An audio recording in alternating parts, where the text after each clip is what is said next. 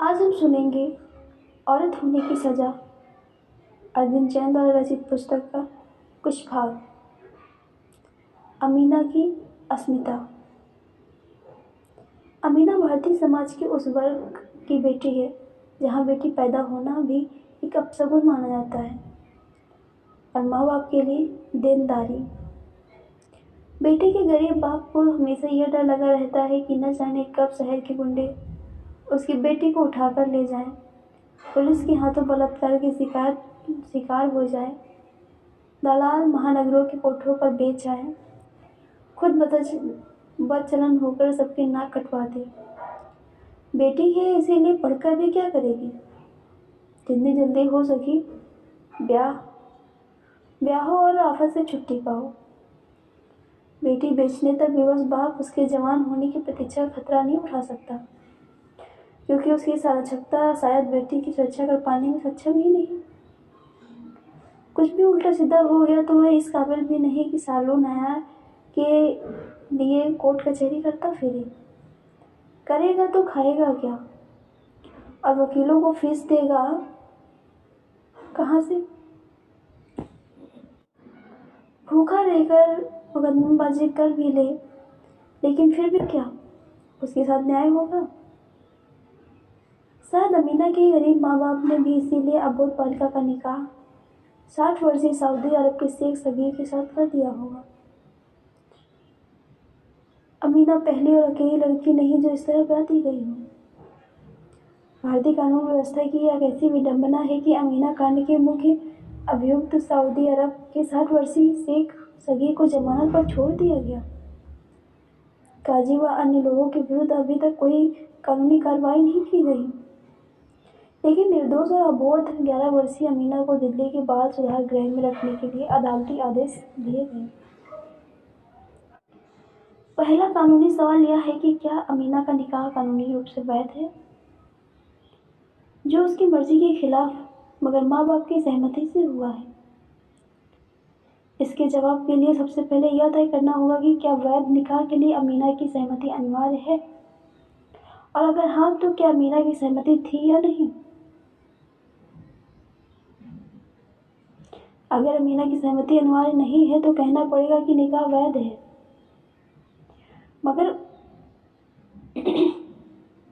उस स्थिति में भी शेख और अमीना के पिता पर बाल विवाह निरोधक अधिनियम 1929 की धारा 4 और 6 के अंतर्गत बाल विवाह करने का मुकदमा चल सकता है। दूसरी संहिता की धारा 376 में अन्य बलात्कार के मामलों में कम से कम 7 साल कैद और जुर्माना हो सकता है। लेकिन अपनी ही पत्नी जिसकी उम्र 12 साल से अधिक मगर 15 साल से कम हो, बलात्कार की सजा पति को विशेष छूट मिलेगी।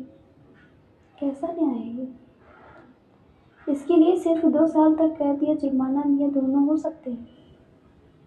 आपराधिक प्रक्रिया संहिता 1973 में बलात्कार के अन्य सभी मामले संज्ञेय अपराध हैं और जमानती भी नहीं।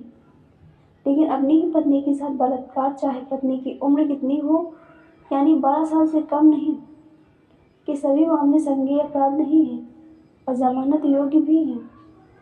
बाल विवाह के संदर्भ में सबसे अधिक हास्यास्पद कानूनी प्रावधान हिंदू और अल्पवयस्कता और सचेतता अधिनियम 1956 की धारा 6 है। उपधारा ए में उल्लेख है कि अविवाहित बेटी का प्राकृतिक संरक्षक पिता और पिता के बाद माता होगी। उपधारा सी में कहा गया है कि विवाहित लड़की के मामले में प्राकृतिक संरक्षक उसका पति होगा, भले ही पति पत्नी दोनों ही नाबालिग हों। नाबालिग पति जो खुद अपने पिता के माँ की संरक्षकत्व में है, अपनी नाबालिग पत्नी और बच्चों का कानून संरक्षक माना जाएगा। यह दूसरी बात है कि अगर नाबालिग पत्नी भारतीय आपराधिक प्रक्रिया संहिता की धारा 125 में भरण पोषण का दावा करे तो भरण पोषण के लिए रकम नाबालिग दूल्हा कहाँ से देगा। क्या कानून यह रकम नाबालिग दूल्हे के पिता से वसूल कर सकता है। 1929 में बाल विवाह निरोधक अधिनियम बनाते समय भी बाल विवाह की वैधता को लेकर विवाद उठा, लेकिन तर्क यह दिया गया कि हिंदू कानून में विवाह अटूट है, सो कानून और धर्म के बीच द्वंद्व और अंतहीन विवादों से बचने के लिए विवाह की वैधता बनी रहनी चाहिए। 1955 में हिंदू विवाह अधिनियम में तलाक प्रावधान बनाने के बाद उपरोक्त तर्क तो समाप्त हो गए, लेकिन फिर दूसरा तर्क रखा गया कि अगर बाल विवाह को अवैध घोषित कर दिया गया तो मौजूदा सामाजिक और आर्थिक स्थितियों में ऐसे कठोर कदमों से समस्या सुलझने की अपेक्षा की और अधिक बढ़ जाएगी। इसीलिए सुझाव दिया गया कि इसे भविष्य के लिए लक्ष्य मानकर वही छोड़ देना चाहिए। कैसी है भारत की न्याय व्यवस्था, जहाँ पे लड़कियों को हर एक बेड़ियों में बांधा जाता है और पुरुषों को हर एक रास्ते से निकल जाने का मौका दिया जाता है।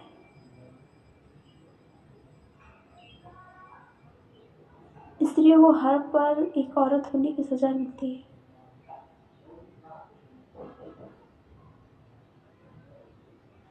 कैसा प्रावधान है कि अगर कोई अन्य व्यक्ति किसी स्त्री के साथ, किसी बालिका के साथ जो 15 वर्ष से कम उम्र की है, सहवास करता है तो उसे सजा मिलती है, लेकिन अगर वही कार्य पति कर रहा है तो उसे विशेष छूट